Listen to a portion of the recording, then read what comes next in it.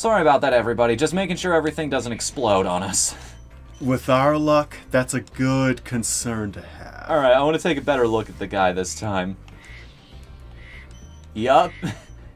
Yep. Oh, that is Here's the wind-up. that is just a The straight pitch! Yeah! Strike here out! He even had a baseball cap, kind of. I can't tell if that was a baseball cap or one of those private caps you get in the military. The But... birdie batter? Ooh, birdie batter. Is that what his name is? That's what I would have named him. Yeah, I think that is his name. Some of these enemies do have names, not like Jeff or Steven, but just what they're supposed to be called. You know what? If we ever make a retro-style game, I want to take that to its logical extreme by doing that now. It's like, we have the credits scroll of all the enemies, just as kind of like a joke. But no. This guy was actually Jeff. He has a family of 4. He likes long walks on the beach. That's why you encountered him on a beach, and that's why he had 4 people flanking him. What else is here? Hmm. Because I'm missing a few things. Wait a second. Oh, hang on. We're missing a whole nother side area. I think I remember this now. Mm-hmm. Yeah, okay. I see where this is going. The question is... how to get over there? Yeah. Well, it is over there, but how to get over there is the question. So... the path starts off in this direction, right? Mm-hmm. Wait, I think I see it. Up! Aha! Here we are. Yeah, I never took this path before. Mm-hmm. Because you told me to glide all the way back over to that guy. Yeah, that was my fault. It's alright. What in the world? Hold on, let me try that again. The grace of a majestic dragon, everybody. Look, this majestical beast. Just falls down the stairs. Like, okay, so turns out... sacrifices I make to keep this kingdom in order. Just... I mean, Sparks isn't damaged at all, so no, we did lose a hit somewhere. Yeah, I think it was when we got hit... it was when we took a hit from one of these buzzards here. Oh yeah, I remember that now. Isn't that quite amazing of me? I can't even remember what happened to us 5 minutes ago. It's like I was half joking because I knew I didn't take damage from that, but... Is that you, Spyro? Are you the young dragon I've been here? Now see, that's an admiral right there. Because I do not see this guy fighting on the front lines. I've been through about 8 tours, youngin'. I was there when that hotshot Smaug thought he could take the world on his own. Didn't believe in checking his scales for consistency. Sure proved him wrong. Why is he Master Roshi now? This is a good question. I mean, from what I understand, it's pretty hard to find work as a voice actor. I can attest to that now. Although if this job I've got lined up at the moment pans out, I will be getting $150 an hour for 13 and a half hours of material. So that's a nice little chunk of change. Think of all the Dakimakura you could buy with that. Oh, dude, think of all the fudge I could buy with that. Oh yeah, we just bought some fudge today, didn't we? Yeah, we took a bit of a road trip to a place in Ohio called Grandpa's Cheese Barn. And for those of you who don't know... it's a bit of a drive to get there from where we live, but it's good. Like, it's worth it. Like, fresh cheese, fresh meat, like the Parmesan especially. I almost bought it, was so good. However, they're also really awesome in the sense that, you know those like Gardetto snack bags that have like the pretzels and the little crunchy bits, but everybody loves the rye chips in those, the little brown chips. They have bags of just those. The rye, yeah, those are so good. Ow. Oh, right. Well, I guess it is an explosion. Yeah, that's another fun fact. So, coming back to theming, the Peacekeepers world, this is the more militant world. This is where you see... so there are weapons everywhere. Exactly. That's why you see treasure. That's why now you'll see treasure surrounded by fireworks. These are their rockets, missiles, and projectiles. Uh-oh. I know. No, you're good. You're good. You've got it. Coming back to intimidation, that jump's difficulty is only in how you kind of psych yourself out. Well, it's just, I've had plenty of experiences in the Spyro series where I think I have a jump, but I'm just a little too short, so I'm always second-guessing myself. It's kind of why in the later games they gave him the hover mechanic. Oh yeah, that's what I keep trying to do, is the thing. Like, I keep pressing triangle and jumps to stop myself in place and give myself a little more height, but in this game you just drop straight down, like you saw there. Yeah. Because as another sort of side note, the Spyro games build off of each other properly, in that each game is sort of an improved version of the previous one, and not just an overhaul entirely. There we go. Yeah, speaking of overhaul... Mm-hmm. And as you'll notice... Very armored walls. Mm-hmm. All of these designs and bolts all over the place. Look at the insignias. The color schemes they're using. Which you could also attribute to the artisans that we just visited, because they create the lore and culture of these worlds. So you could easily interpret that a lot of things we're going to be seeing were designed by the artisans and put together either by another dragon race or just apply to that dragon race's world. See how they kind of all just kind of work and build off of each other? Yeah. It's almost like it's a congruent community. Mm-hmm. Who would have thought, right? It's almost as though this is a kingdom, a united kingdom. I mean, considering the hats these guys are wearing. Come back here. Actually, that's a fun fact. You see these guys wearing blue hats and red hats. Well, that dictates their role, right? Yeah. Like, some of these guys are infantry, some of them are the cannoneers. You could also interpret that because these are just goofball minions, that they are not completely organized enough to stand united when they don't have a leader. Well, I was taking it more along the lines of, like, we've got red gems, which are worth 1. Those are the standard grunts. The blue gems, which are worth 5, those guys are skilled enough to actually use firearms. Okay. See where I'm going with that? No, I like that. Because I always interpret it as, these guys don't have an actual general with them. They're just, again, basic mooks. I mean, does Dr. Shemp count?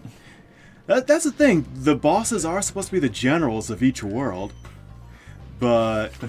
But... he is in his own world. He is not overseeing things here. So you could easily just say, these guys fell into a bit of a civil conflict, which is why you saw them shooting cannons at each other. Either that or they're just screwing around. Yeah. I like your idea better, that there are different roles and ranks here. Yeah. Also, did you notice that awesome lead-in we had? Yes, like, fly down the little cavern there. Mm-hmm. Where's the... Yeah, okay, you hold triangle, you can look around in first person. Yeah,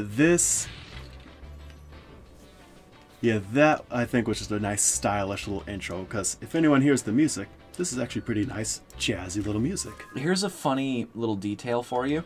Uh-huh. A lot of us in the West think of the face buttons on the PS2 like this.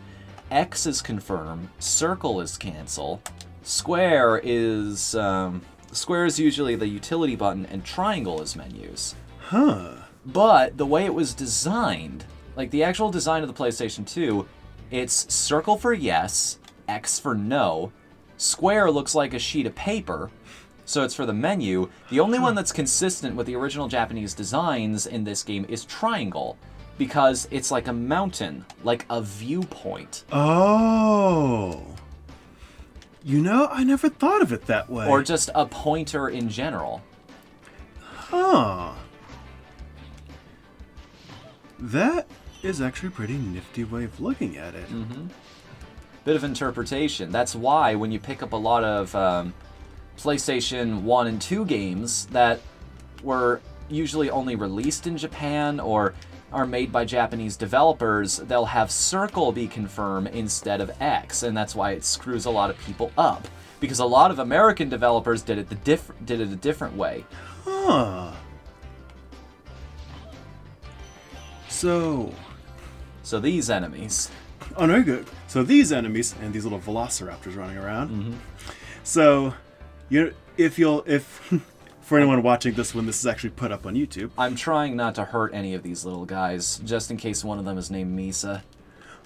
don't worry, she's on vacation right now. Where at? Pray tell. She got a brochure to a theme park that she got kind of a brochure and free pass to a theme park because they thought she could not only use the work there but get free vacation there. Mm-hmm. It's a nice little park. Free vacation at a theme park. Does that just amount to park passes? Pretty much. They just gave her a bunch of passes and she just kind of left immediately when I told her she had vacation time. She was like, vacation time? And just ran off. Just in no particular direction? Yeah, she's We're kind of just hoping she'll hit the park eventually? Yeah. Just kind of ran off. I kind of wanted to tell her, she left her map behind. God damn it, no wonder I saw news articles about raptor in Ohio. What's that? So yeah, she just kind of ran off and hope she finds a theme park soon. They said they could use her in one of their little attractions or whatever. I don't know, some about... hold on, let me pull up that brochure again. Does it involve Chris Pratt, perchance? Yeah, they said something about Chris Pratt, Costa Rican island. Yeah,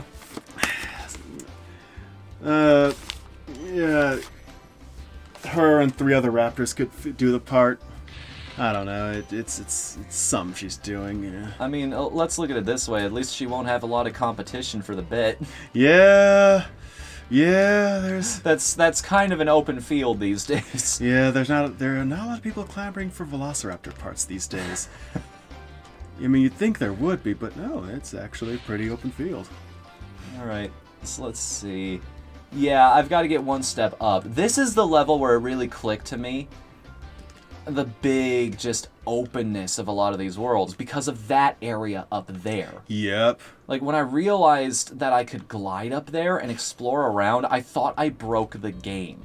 Like I just flat out was not expecting that from a game this old. Mm-hmm. And that just goes to show you how far ahead they were. Because one of the selling points on the back of this case is meet Spyro the Dragon. He's a feisty little flame-spouting dragon on a gigantic, quote, go-anywhere 3D fantasy adventure. They weren't kidding. Again, this is why I feel because this was free roaming back before free roaming just meant a big empty area that you could walk around and do the same mini game over and over again. Yeah, that's... Because here's the thing, these worlds are big, but look at the way these gems are laid out, the way the enemies are laid out. There's something to do everywhere. Unlike a lot of open worlds these days, which are just riding the car, have your guy drive you to the next destination for you to complete this quest or find some enemies. Destroy this tower. But we'll let you listen to the old Final Fantasy soundtracks remastered on the radio on the way there. That makes up for it, right? Hey, destroy this tower. For about 10 minutes, yeah. Destroy that tower. Destroy this tower. Hey, isn't that the same tower as the destroy this tower again? Because the enemy took it back. Yeah, but I killed the enemy in the last 5 minigames where I killed the same enemy over and over again. I thought we had it, so I thought we had something. Are you questioning my game design abilities? Oh, no, I wouldn't. Do you know how long I spent in college? But Can you even write a single line of code? You don't know what good games look like. But I don't. There's a 2 in there. I hate people that use that argument, by the way. Yeah. I really, really despise people who take an elitist stance when it comes to criticism in game design because they can't make something. I like the way Jim Sterling put it, basically. Never mind... Well, first and foremost, like Jim Sterling put it, it's... When I know I can't do something, I don't just do it anyway and put it on Steam and try to sell it for $20. Exactly. That's the first step. Yeah, I acknowledge that not all of us are talented enough to make games. Doesn't mean we don't know what we like and don't like. Exactly. That argument is about as good as... I'm trying to think of another stereotypically bad video game argument. Of which we have no shortage, but nothing's coming to mind right now because, surprise, surprise, my memory is terrible. I can think of a similar argument. I hear this a lot. I kind of see this a lot in the. I see this a lot in the artist community of. It's like your stories. It's like your design is kind of bad. Well, can you draw? Well, no, I can't really. Well, how do you know what good art is? Like that argument alone. Because I have eyes. That's how, smartass. Yeah, the argument of how do you know what good art is subjective, is just the most base, generic, coverall argument for when someone wants to justify that they've either done a bad job or that the person they're trying to impress just isn't impressed. Here's the thing. If you can't handle criticism, you need to become if anybody out there is thinking of being an aspiring artist, if you are thinking of getting into a creative field, here's one of the most important pieces of advice I can give you. You need to mentally prepare yourself now for the fact that somebody out there, without fail, is going to call what you've created the worst thing mankind has ever contributed to the arts. That's all there is to it. It's going to happen. You need to have thick skin. Because, here's why that's so important. The artistic any other field in the world of work, if you tell somebody that they're too black, too gay, too tall, too short, they don't have the right voice, they don't have the right skills, they're not drawing something the way you want, you could sue them. Not in art. Not in art, because people are looking for very specific things. They know what they like, and if you haven't delivered that, tough shit, try again. Pretty much. And here's what it comes down to. Trying and failing is actually how you become a better artist. Of course your first drawing is going to be shit, but you find the right people, they can tell you why it's shit, then you can work on what worked and what didn't, then you can start to discover what you're good at, what aspects of it you enjoy doing, then you start nailing down your own style. And that's when you start getting good. Exactly. As a matter of fact, take this game for instance.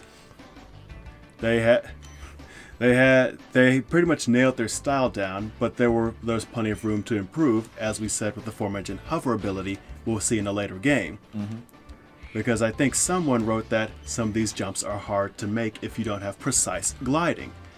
It's not so much an artistic criticism so much as a functionality of the game criticism, but at the same time, it shows what you do with criticism. You take it and try to apply it. I mean, everybody brings up Scott Cawthon when it comes to this kind of thing. Everybody told him his characters looked creepy, looked like creepy animatronics. So what did he do? He made $1 million franchise off of creepy animatronics. Exactamundo. And here's the other... Basically what I'm trying to say is, don't be afraid of criticism. Embrace it. Yes, please do. Because that's how you get better. That's how you make those games that are really freaking good. That's how you get to the point where you know what you're doing. And you need... Just one other thing I want to dispel. You are not the one that gets to decide whether your art is good or not. Yeah. That's our job. Well, not just us. It's your consumer's job. They will... You conform to them, not the other way around. And I'll tell you, there are many times where I'm doing work for Team Pizza and I'm asked to make an improvement or an adjustment, and I do so happily because I know it'll make the product the best it can be. There are times where I do get frustrated only because it's like 3 a.m. and I'm just thinking, I want to watch that achievement hunter at Let's Play now, but I got work to do. So there'll be points where there is frustration, but hey, it yields such a fantastic reward when I'm done. But I will say that when I first started doing art, a lot of people criticized me, and a lot of people said my work was disturbing and creepy, and I took that ball and ran with it because I enjoyed getting that reaction. I enjoyed So let's just make it more disturbing and creepy and sell it as that. so many times. One of my first comics I ever did was just of this creepy little vampire girl and the creepy little boy she had a crush on. And people just saw these two creepy little kids and thought, this is disturbing. Why are they oh my god, why are they doing this? Draw man, what is wrong with you? And each time Plenty of things. And I draw power from it. Exactly. I got so powerful from that. You should have seen the biggest shit-eating grin I had on my face, Fnu. I was like, yes, be disturbed. I love it. Just took that ball and ran with it. And on top of that, just kept improving on my art style. In various art classes later, that's a story for another day, I just got to where I am now, to a point where I will continue to improve, but in doing so, taking the criticism and making it positive.